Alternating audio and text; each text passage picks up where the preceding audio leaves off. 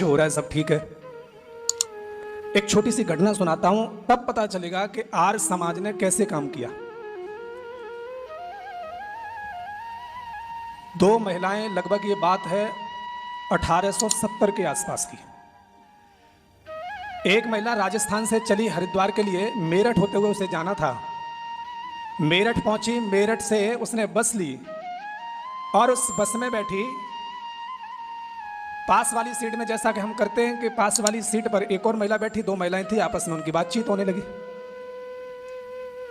बात होते होते एक लगभग 3 घंटे का सफर था। बातचीत करते करते मित्रता हो गई और संयोग ये था कि वो दोनों महिलाएं गर्भिणी थी, दोनों के संतान होने वाली थी। बात करते करते वो कहने लगी कि बहन, ऐसा है इस कुंभ में, उस समय हरिद्वार में कुंभ का मेला लग रहा था, कि यहां कुंभ के बाद जब तुम घर पहुंचो, अगर तुम्हारे घर में बेटा जन्म ले और मेरे घर में अगर बेटी जन्म ले, तो हम दोनों आपस में बच्चों का विवाह करेंगे। उस समय फोन तो नहीं होते थे। कुंभ में 2-3 दिन साथ भी रही होंगी, फिर चली गई। थोड़े दिनों बाद संयोग से राजस्थान से, जो राजस्थान की महिला थी, उसने एक पत्र लिखा और चिट्ठी भेजी मेरठ के लिए और कहा कि बहन, मुझे उम्मीद है तुम्हारे घर में सब ठीक होंगे।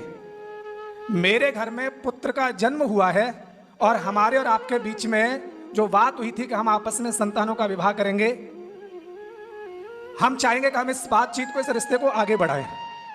ये चिट्ठी आई, उस महिला ने पढ़ी। अभी इसके घर में थोड़ा समय था। 2 महीने बाद इसके घर में भी बेटी का जन्म हुआ। इतने में काल का चक्र घूमा। राजस्थान की महिला ने दूसरी चिट्ठी लिखी और उस चिट्ठी में लिखा कि बहन, मेरे और आपके बीच में जो बातचीत हुई थी वो शायद परमात्मा को मंजूर नहीं थी। मेरा बेटा इस दुनिया में नहीं है, अब तुम विवाह किसी और के साथ कर देना।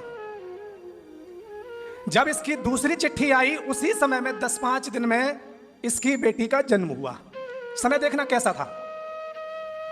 अब इधर बेटी जन्म ले रही है, इसने आंखें भी अभी दुनिया में अच्छे से नहीं खोली और परिवार में आसपास के लोग कह रहे हैं कि ये तो हत्यारी पैदा हुई है, पैदा होते ही पति को खा गई।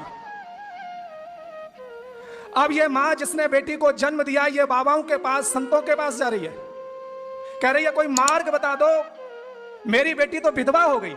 परिस्थितियां रही होंगी जिसने अभी संसार भी नहीं देखा है, और ऋषि दयानंद के समक्ष कितनी चुनौतियां रही होंगी।